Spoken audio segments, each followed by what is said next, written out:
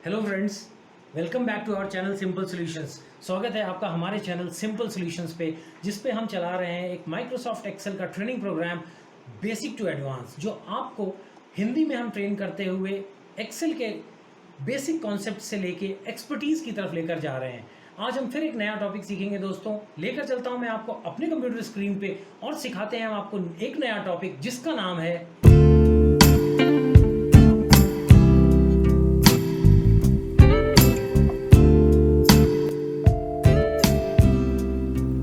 Dear friends. आज के इस वीडियो में हम कवर करने जा रहे हैं पाइवट टेबल। सिंपल सॉल्यूशंस की माइक्रोसॉफ्ट एक्सेल की ट्रेनिंग बिल्कुल बेसिक से स्टार्ट होकर एडवांस लेवल्स पर आ चुकी है। ये हमारा 31st वीडियो है और इसमें हम पाइवट टेबल डिटेल में देखेंगे, इसके कंस्ट्रक्ट को, किस तरीके से हमें इस पे काम करना है, ये सारी चीज़ें हम आपको बताएंगे। तो आइए दोस्तों हम शुरू करते हैं इसको। ये आपके सामने मैंने एक छोटी सी टेबल रखी हुई है। इस टेबल के अंदर देखिए कॉलम्स हैं। इस कॉलम्स में year, month, region, state, name, quantity, revenue, ये टेबल है। ये हमारी मास्टर टेबल होगी और इस टेबल के ऊपर हम पाइवट टेबल बना के इस वीडियो में पाइवट टेबल को सीखेंगे। अब सबसे पहले दोस्तों मैं आपको इस नॉर्मल टेबल और पाइवट टेबल का डिफरेंस बता दूं। जो नॉर्मल टेबल है ये एक स्टैटिक टेबल है दोस्तों, इसमें कॉलम और रोज़ फिक्स्ड हैं, जबकि एक पाइवट टेबल एक फ्लेक्सिबल टेबल होती है। उसके अंदर आपके रोज़ कॉलम आप अपने हिसाब से चुन सकते हैं। इसमें से किसी भी डेटा को, किसी भी कॉलम को आप उसमें कॉलम बना सकते हैं, उसको रो बना सकते हैं, उसमें डेटास डाल सकते हैं। उसमें फार्मूलाज आपको लगाने की ज़रूरत नहीं है, फार्मूलाज ऑटोमेटिकली लगे होते हैं। तो ये सारी सुविधाएं आपको एक पाइवट टेबल के अंदर मिलती हैं। अब एक पाइवट टेबल कैसे बनाना है दोस्तों, पहले मैं वो आपको एक बार दिखाता हूँ, उसके बाद मैं आपको उसके फीचर्स वगैरह एक्सप्लेन करूँगा। ये देखिए ऊपर जो हमने टैब्स का डिस्कशन किया था अपने फर्स्ट सेकंड वीडियोस में, जिसमें मैंने आपको ये बताया था कि ऊपर टैब्स होती हैं। इसमें जो इंसर्ट टैब है, इसको जब आप क्लिक करेंगे तो उसके रिबन में यहाँ पाइवट टेबल और ये पाइवट चार्ट, ये दो चीज़ें आती हैं। हम अभी पाइवट टेबल डिस्कस करेंगे इस वीडियो के अंदर। पाइवट टेबल में क्लिक करता हूँ तो एक विंडो खुलेगी दोस्तों। वो पहली विंडो में पूछता है कि आपका डेटा कहाँ है। उसमें आपको अपना डेटा रेंज सेलेक्ट करना है। अगर आपने डेटा के अंदर कर्सर रखा हुआ है तो ऑटोमेटिकली भी सेलेक्ट कर लेता है, बट एक बार आपको ये डेटा रेंज सेलेक्ट करना है। दूसरे में वो पूछता है कि क्या मैं एग्जिस्टिंग वर्कशीट में ही आपको बना के दूँ इसका पाइवट, या न्यू वर्कशीट में।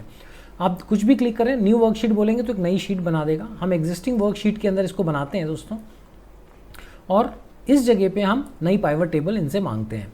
ये हमने सेल सेलेक्ट कर लिया। ये सेल सेलेक्ट होके मैं इसको डिलीट करता हूँ। यहाँ पर हम एक सेल लेते हैं और उसके बाद हम ओके करते हैं। ओके करते ही देखिए हमारा रिक्वायर्स एटलीस्ट 2 रोज।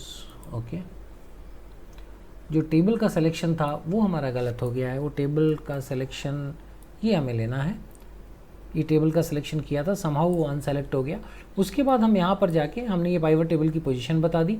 उसके बाद हम दोस्तों ओके करेंगे। जैसे ही हम ओके करेंगे यहाँ पर एक पाइवट टेबल बनकर आ जाएगी। ये टेबल जो बन के आई दोस्तों, इसको पाइवट टेबल कहते हैं, लेकिन ये ब्लैंक टेबल है। इसके अंदर आप डेटा चुन के और अपना काम कर सकते हैं। अब पाइवट टेबल के बारे में मैं आपको थोड़ा बता दूं दोस्तों। जब मैं इसके बाहर क्लिक करूंगा तो आप इस मेनू बार पे नज़र डालिएगा, ऊपर कुछ चेंज आएंगे। जैसे ही मैंने यहाँ क्लिक किया देखिए थोड़ा अलग है, जब इसमें क्लिक किया तो थोड़ा अलग है। क्या अंतर आया मैं आपको दिखाता हूँ। ये हट गया। यहाँ पर जब मैंने डाला दोस्तों तो यहाँ पर देखिए पाइवट टेबल टूल्स करके ये ऑप्शन यहाँ पर आ गया और उसके नीचे 2 नए टैब्स आ गए, एनालाइज और डिज़ाइन। एनालाइज और डिज़ाइन आप देखिएगा यहाँ रखूँगा तो गायब हो जाएंगे, नहीं है अभी यहाँ। लेकिन पाइवट टेबल के अंदर जैसे ही आता हूँ ये आ जाते हैं। पाइवट टेबल टूल्स के नीचे जो एनालाइज है उसको जब मैं क्लिक करता हूँ तो पूरी की पूरी एक नई रिबन खुलती है और उसके अपने अपने ग्रुप्स हैं। पहला है पाइवट टेबल। उसमें देखिए यहाँ पर आपकी टेबल का नाम आता है। उसने बाय डिफ़ॉल्ट अभी आपकी टेबल का नाम पाइवट टेबल 2 दिया है। आप इसमें नाम बदल भी सकते हैं, बट उसकी तरफ से ये नाम है। Active field, group, filter, data, ये सारी चीज़ों को हम धीरे धीरे देखेंगे दोस्तों। बट आप अभी तो ये देखिए कि जब हमने इसके अंदर क्लिक किया तो यहाँ पर पाइवट टेबल टूल्स आया, उसके अंदर एनालाइज आया, और दूसरा जो टैब है वो डिज़ाइन है।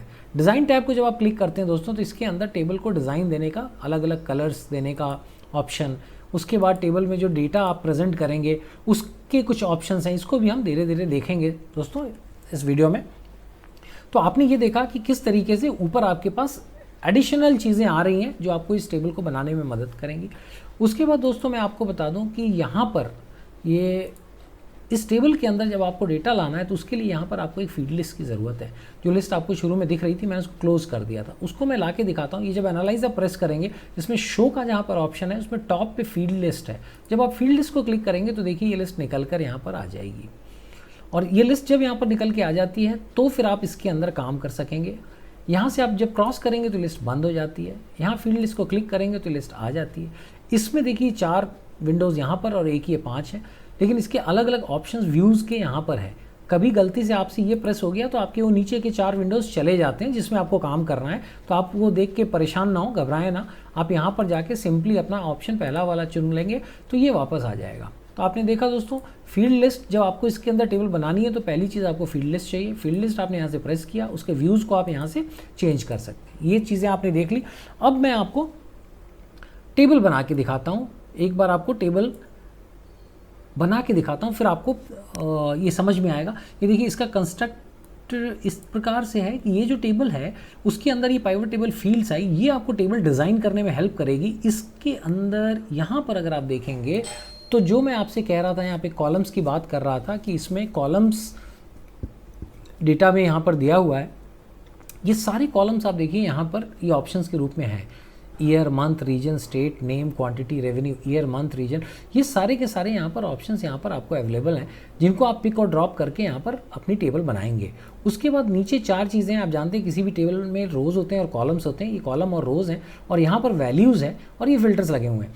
तो ये तीनों का मोस्टली आप यूज़ करेंगे। इसका इस्तेमाल करते हुए आप अपनी टेबल को डिज़ाइन करेंगे। आप अपने आप रो बनाएंगे, कॉलम बनाएंगे और उसके वैल्यूज़ लेंगे। इसमें एक चीज़ और मैं आपको बता दूं दोस्तों कि जब ये डेटा आप लेते हैं ना तो उसके अंदर जो कॉलम्स हैं ये बिल्कुल डिफाइंड होने चाहिए। हर कॉलम के ऊपर एक हेडिंग होनी चाहिए।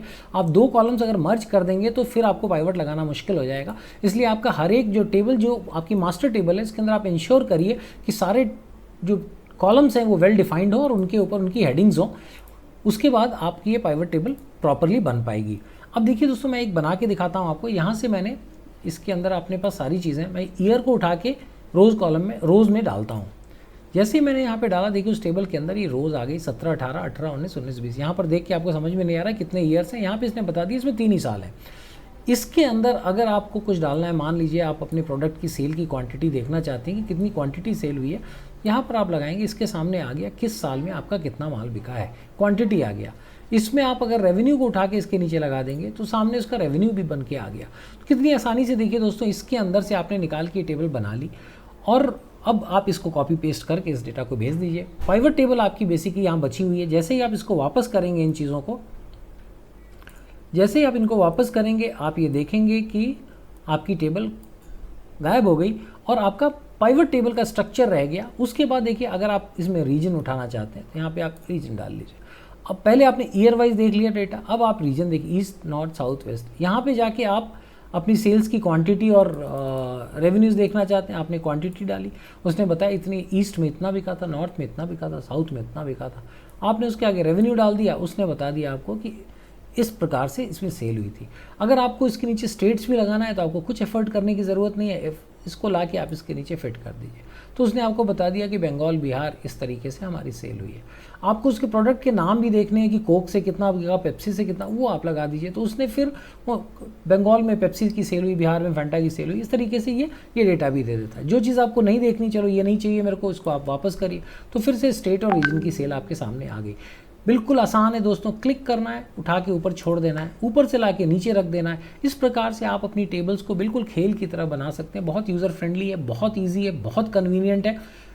आपको जैसे मैं एक दिखाता हूँ कि आपको ये समझना है कि यार इसमें कितने प्रोडक्ट हैं। मान लीजिए आप ये देखना चाहते हैं कि इसमें कितने प्रोडक्ट हैं आपके, तो नेम को आपने यहाँ पर लिया, नेम को लिया तो उसने बता दिया कोक, फैंटा, लिम्का। अब ये प्रोडक्ट कितनी बार इसके अंदर आए हुए हैं, कितने बार ये अपीयर हुए हैं, वो अगर आपको देखना है तो फिर से नेम को लाके आप वैल्यूज़ कॉलम में डाल दीजिए।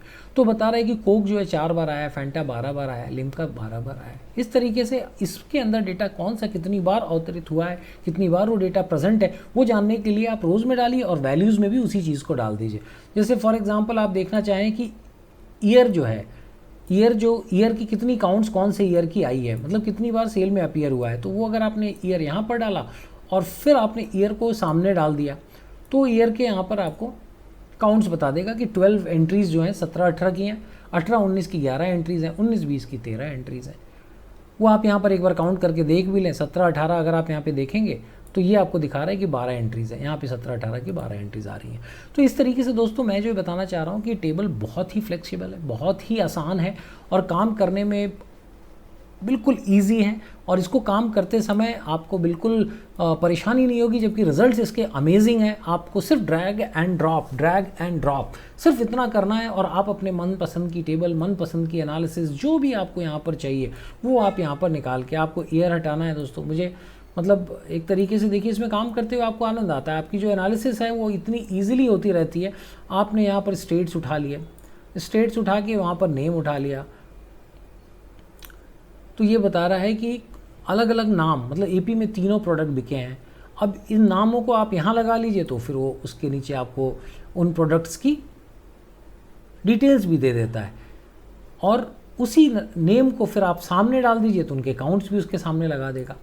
नाम को आपने यहाँ भी लगा दिया, तो उसने बताया कि एपी में टोटल 3 है और तीनों फैंटा की सेल के कारण 3 बार प्रेजेंस हुई है। उसमें आपने अगर क्वांटिटी लगानी है तो आप उसके आगे क्वांटिटी लगा दीजिए। उसने बोला फैंटा की इतनी सेल हुई है। फिर उसके आगे अगर आपको रेवेन्यू लगाना है तो आप रेवेन्यू उसके आगे लगा दीजिए। So it is so easy, इतना आसान है दोस्तों इसमें काम करना, इतना ईजी है। आप सिर्फ ड्रैग एंड ड्रॉप करते जाइए और अपने हिसाब से इन टेबल्स को डिज़ाइन करते जाइए और अपना डेटा बनाते जाइए। इस वीडियो के अंदर दोस्तों हमने ये ब्रीफ स्ट्रक्चर रखा है। 1-2 चीज़ें मैं आपको इसमें और बताना चाहता हूँ, वो मैं एक बार आपको बता दूं, क्योंकि उससे बेसिकली अभी जो हम टेबल बना रहे हैं, जो काम कर रहे हैं, उससे संबंधित है, उससे रिलेटेड है। इसमें जब आप एनालाइज में जाते हैं दोस्तों तो उसके नीचे 2 चीज़ें आती हैं, रिफ्रेश और change data source. Refresh and change data source. अब इसके अंदर दोस्तों क्या है इसका सिग्निफिकेंस, मैं आपको एक बार बताता हूँ। यहाँ पे मैं एक बार फील्ड लिस्ट से हटा के टेबल्स को ज़रा सिंप्लीफाई कर दूँ, फिर मैं आपको इन दोनों का इस्तेमाल बता दूंगा, तो आपको और कॉन्फिडेंस आएगा कि ये 2 चीज़ें भी हम इसमें कर सकते हैं। पहली चीज़ जो दोस्तों मैं इसके अंदर बताना चाहता हूँ आपको, वो ये है कि अगर आप इसके अंदर किसी डेटा को मॉडिफाई करते हैं किसी कारणवश, जैसे मान लीजिए यहाँ पर अभी आपका 17-18 साल है, 17-18 ईयर आ रहा है। यहाँ पर आप जब लिस्ट दिखा रहे हैं और इसके अंदर जब आप ये ईयर दिखा रहे हैं, ईयर को जब मैं यहाँ पर पुल करके ला रहा हूँ रोज़ में, तो यहाँ पर ये 17-18 साल दिखा रहा है। अब मान लीजिए मैं यहाँ पर किसी कारणवश मुझे पता चला कि नहीं यार ये तो 16-17 था। आपने बैक स्पेस किया और यहाँ पर अपना डेटा करेक्ट किया, आपने डाला कि 1 साल तो ये एंट्री 16-17 की है। आपने यहाँ पर 16-17 कर दिया। आप जब इस जगह देख रहे हैं दोस्तों तो कोई परिवर्तन नहीं हुआ आपके डेटा का, लेकिन आप चाहते हैं कि ये आपकी पाइवट में चेंज हो जाए, पूरा काम आपको दोबारा ना करना पड़े, तो आप अपनी पाइवट में यहाँ पर क्लिक करेंगे और इस जगह एनालाइज में जब जाएंगे और इस डेटा को एक बार रिफ्रेश कर देना है आपको। जब आप रिफ्रेश करेंगे इसको तो उसके बाद आप देखिए कि इसके अंदर ये 16-17 की फिगर अब आ गई। अब इसके अंदर जब आप इस टेबल को लगाएंगे और ईयर के आगे ईयर का काउंट यहाँ रखेंगे तो आप देखेंगे 16-17 का एक काउंट यहाँ पे ऐड हो गया और 17-18 का 12 की जगह 11 हो गया, एक काउंट कम हो गया। तो डेटा रिफ्रेश करने के लिए आपको ये क्लिक करना है टेबल में रख के, तो इससे आपने जो कुछ नया डेटा अगर अपनी मास्टर टेबल में चेंज किया तो वो काम आप इजीली कर सकते हैं। एक चीज़ आपने देख ली दोस्तों। एक और मैं इंपॉर्टेंट फीचर आपको बताता हूँ जो आपको काम करने में बहुत ज़्यादा यूज़ होगा, वो है change data source. Change data source का मतलब है दोस्तों कि जब आप इस पर क्लिक करेंगे तो वो, अगर आपने अभी मान लीजिए ये डेटा लिया हुआ है और आप इसके अंदर कोई और एडिशनल डेटा डालना चाहते हैं, मान लीजिए आप यहाँ पर एक एडिशनल डेटा डालना चाहते हैं कि भाई इसमें एक्सपेंस भी मैं ऐड कर देता हूँ। आपने इसके अंदर एक्सपेंस ऐड कर दिया और आपको दिखा कि 100 रुपये का मेरा जो एक्सपेंस है ये इस वाले कॉलम का 10% एक्सपेंस हुआ है। तो आपने 0.1 करके एंट्री करी और ये आपका ये एक्सपेंस का कॉलम आ गया। आपने क्लिक किया, पूरे में आपका एक्सपेंस ऐड हो गया। लेकिन अभी जब आप इस पाइवट टेबल को अपने बनाएंगे, इस पाइवट टेबल में जाएंगे और एक सेकेंड एनालाइज में गए, फील्ड लिस्ट को शो किया, इसमें अगर आप अभी देखेंगे तो आपका ये एक्सपेंस का कॉलम इसमें नहीं आ रहा है। एक्सपेंस या रीजन, क्वांटिटी रेवेन्यू, उसके बाद नेम, क्वांटिटी रेवेन्यू, उसके बाद एक्सपेंस नहीं दिखा रहा है। लेकिन आप चाहते हैं अब इस टेबल में ऐड हो जाए, आप दोबारा पूरी मेहनत फिर से नहीं करना चाहते, तो आपको इस चेंज डेटा सोर्स को क्लिक करना है। चेंज डेटा सोर्स को जैसे ही आप क्लिक करेंगे, आपका देखिए डेटा रेवेन्यू तक दिखा रहा है। आप इसको फिर से क्लिक करके एक्सपेंस वाले एरिया को, जो नया पोर्शन आपको ऐड करना है उसके अंदर, उसको आप सेलेक्ट कर लीजिए। सेलेक्ट करके आप उसको ओके कर दीजिए।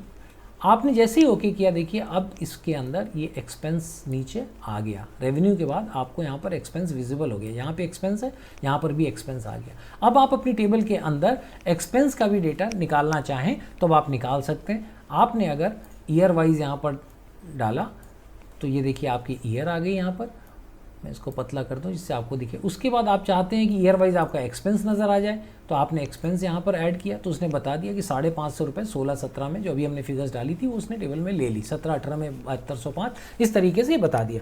तो दोस्तों ये दोनों बहुत ही इंपॉर्टेंट फीचर है, ये आपके काम आएंगे। लिस्ट ये देख लिया आपने।